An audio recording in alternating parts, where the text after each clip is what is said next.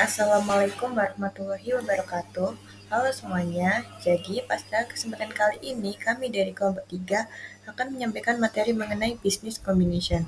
Nah, pada kesempatan kali ini kami akan membahas seperti mengenai kenapa sih perusahaan itu melakukan combination business, lalu bagaimana sih pencatatannya dalam akuntansi sendiri.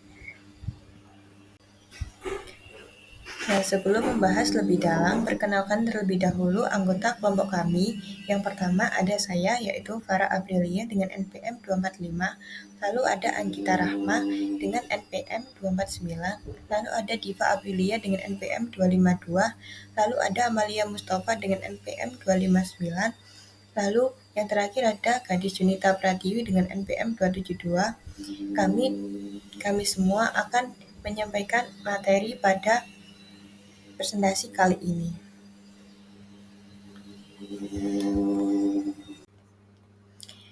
Nah, yang pertama kita akan membahas mengenai alasan kenapa ada penggabungan bisnis. Nah, yang pertama ada keunggulan biaya. Nah, seringkali itu tuh lebih murah bagi perusahaan untuk memperoleh fasilitas yang dibutuhkan melalui kombinasi daripada melalui pengembangan. Lalu yang kedua ada risiko yang lebih rendah. Jadi pengembangan lini produk dan pasar yang sudah mapan biasanya tuh lebih rendah risikonya daripada pengembangan produk dan pasar yang baru. Lalu untuk alasan yang ketiga ada menghindari pengambil alihan. Nah, banyak perusahaan yang bergabung untuk menghindari akuisisi. Nah, perusahaan yang lebih kecil itu cenderung lebih rentan terhadap pengambil alihan. Lalu yang keempat ada lebih sedikit penundaan operasional. Nah, fasilitas pabrik yang diperoleh dalam penggabungan usaha yang sudah beroperasi dan telah memenuhi peraturan lingkungan dan peraturan pemerintahan lainnya. Jadi, perusahaan itu tidak perlu repot-repot untuk mengurus izin dari lingkungan dan dari pemerintah. Nah, materi selanjutnya yaitu legal form of business combination atau bentuk-bentuk dari kombinasi bisnis. Di sini disebutkan ada dua bentuk kombinasi bisnis yaitu merger dan konsolidasi.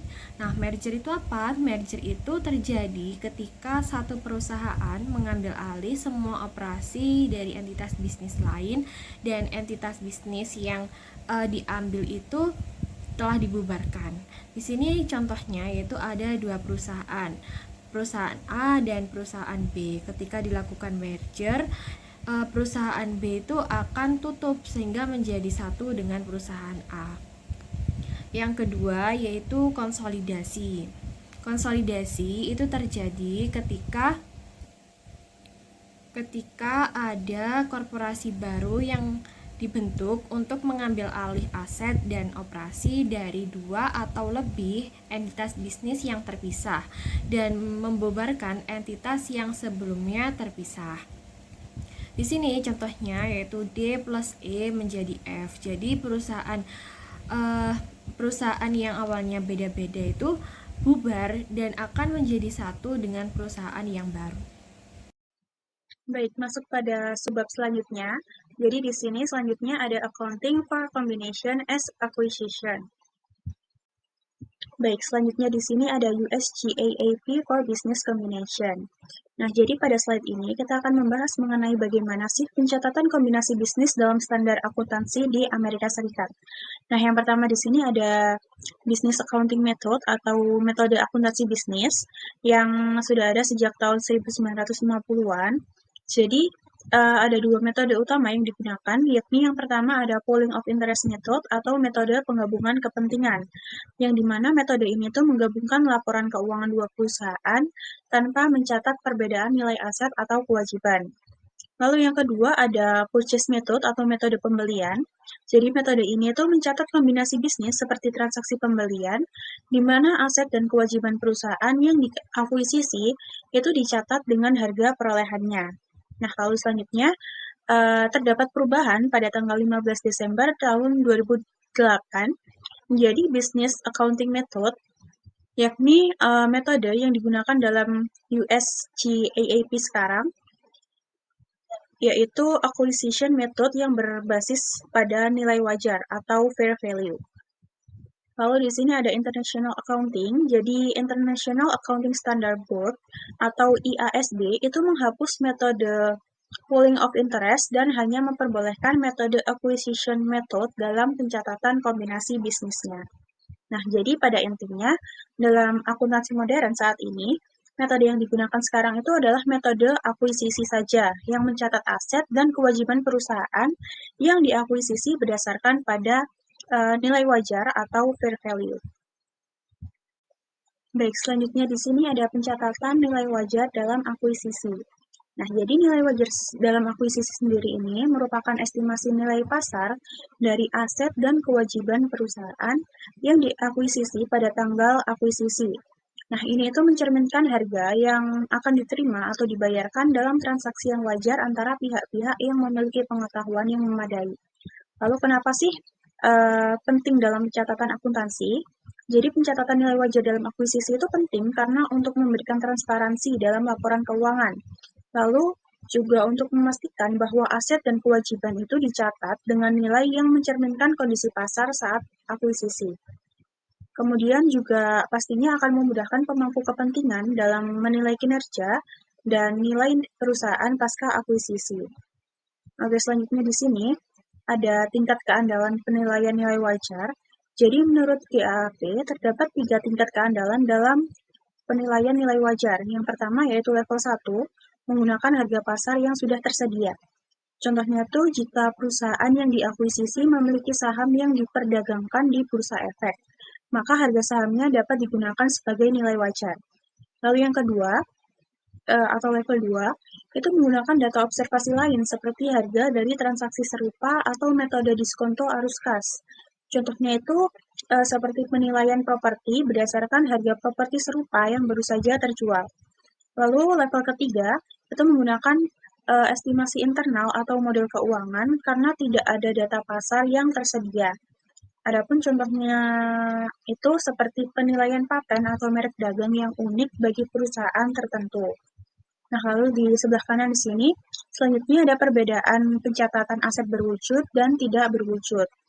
Adapun aset berwujud sendiri merupakan aset yang memiliki bentuk fisik, seperti misalnya tanah, bangunan, dan peralatan. Jadi aset berwujud dicatat berdasarkan nilai wajar saat akuisisi.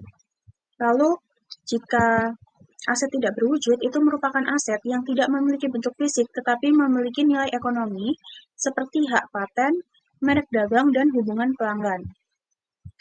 Selanjutnya di sini ada pencatatan goodwill. Jadi goodwill sendiri ini adalah selisih antara harga yang dibayarkan dalam akuisisi dan nilai wajar aset bersih yang diperoleh. Ini tuh mencerminkan nilai merek, loyalitas pelanggan, atau faktor lain yang tidak dapat diidentifikasi secara individual. Misalnya, contoh, jika sebuah perusahaan itu mengakuisisi bisnis lain seharga 5 juta dolar, sementara nilai wajar aset bersih perusahaan tersebut adalah 4 juta dolar, maka goodwill yang dicatat adalah 1 juta dolar. Kemudian untuk cara menghitung goodwill dalam akuisisi sendiri, itu caranya adalah goodwill sama dengan total imbalan yang dibayarkan dikurangi dengan nilai wajar aset bersih yang diperoleh. Perbandingan biaya dan nilai wajar. Setelah menetapkan nilai wajar untuk semua aset teridentifikasi yang diperoleh, kewajiban yang diasumsikan, biaya investasi dibandingkan dengan total nilai wajar aset yang dapat diidentifikasi dikurangi kewajiban. Jika biaya investasi melebihi nilai wajar bersih, pertama-tama kami menetapkan kelebihannya ke aset bersih yang dapat diidentifikasi sesuai dengan nilai wajarnya, dan kemudian menetapkan sisa kelebihannya ke goodwill. Dalam beberapa kombinasi bisnis, total nilai wajar aset teridentifikasi yang diperoleh atas kewajiban yang diasumsikan dapat melebihi biaya perusahaan yang diakuisisi. Keuntungan dari pembelian murah tersebut diakui sebagai keuntungan biasa oleh pihak pengakuisisi. Aset tak berwujud adalah aset yang timbul dari hak kontraktual atau hak hukum lainnya. Berikut adalah contoh aset tak berwujud. Yang pertama, aset tak berwujud terkait pemasaran. Contohnya merek dagang, nama dagang, merek jasa, merek kolektif, merek sertifikasi, dan lainnya. Aset tak berwujud terkait pelanggan, contohnya daftar pelanggan, pesanan, kontrak pelanggan, dan hubungan pelanggan. Lalu aset tak berwujud yang berhubungan dengan seni, contohnya drama, opera, balet, buku, majalah, dan lain-lain. Aset tak berwujud berbasis kontrak, contohnya lisensi, royalti, perjanjian penghentian, kontrak periklanan, dan lain-lain. Aset tak berwujud berbasis teknologi, contohnya teknologi yang dipatenkan, perangkat lunak komputer, teknologi yang belum dipatenkan, dan lain-lain. Mengenali dan mengukur kerugian penurunan nilai. Pengujian penurunan nilai goodwill adalah proses dua langkah. Pertama, perusahaan membandingkan nilai tercatat atau nilai buku dengan nilai wajar pada tingkat unit pelaporan bisnis. Nilai tercatat mencakup jumlah goodwill. Jika nilai wajar lebih kecil dari jumlah tercatat, maka perusahaan melanjutkan ke langkah kedua, yaitu pengukuran kerugian penurunan nilai. Langkah kedua memerlukan perbandingan jumlah tercatat goodwill dengan nilai wajar tersiratnya. Perusahaan harus kembali melakukan perbandingan ini pada tingkat unit pelaporan bisnis. Jika jumlah tercatat melebihi nilai wajar tersirat dari goodwill, perusahaan harus mengakui kerugian penurunan nilai atas selisihnya. Jumlah kerugian tidak boleh melebihi jumlah tercatat goodwill. Perusahaan tidak dapat membalikan kerugian penurunan nilai yang telah diakui sebelumnya. GAAP memerlukan pengujian gangguan yang lebih sering jika salah satu kejadian berikut terjadi. Yang pertama, perubahan signifikan yang merugikan pada faktor hukum atau iklim usaha. Yang kedua, tindakan atau penilaian yang merugikan oleh regulator. Yang ketiga, persaingan yang tidak terduga. Keempat, hilangnya personil kunci. Yang kelima, harapan yang lebih mungkin terjadi jika suatu unit pelaporan atau sebagian besar laporan unit reporting akan dijual atau dibuang. Yang keenam, pengujian untuk pemulihan berdasarkan subbagian penurunan nilai atau pelepasan aset jangka panjang. Yang ketujuh, pengakuan kerugian penurunan goodwill dalam laporan keuangan anak perusahaan yang merupakan komponen unit pelaporan. Baik, saya akan menjelaskan tentang disclosure requirement, di mana GAPP mengharuskan pengungkapan signifikan tentang kombinasi bisnis, di mana FASB mengharuskan juga pengungkapan yang dikategorikan berdasarkan yang pertama itu ada pengungkapan untuk periode pelaporan yang mencakup kombinasi bisnisnya, yang kedua itu ada pengungkapan ketika kombinasi bisnis terjadi setelah periode pelaporan berakhir, tetapi sebelum penerbitan laporan keuangannya.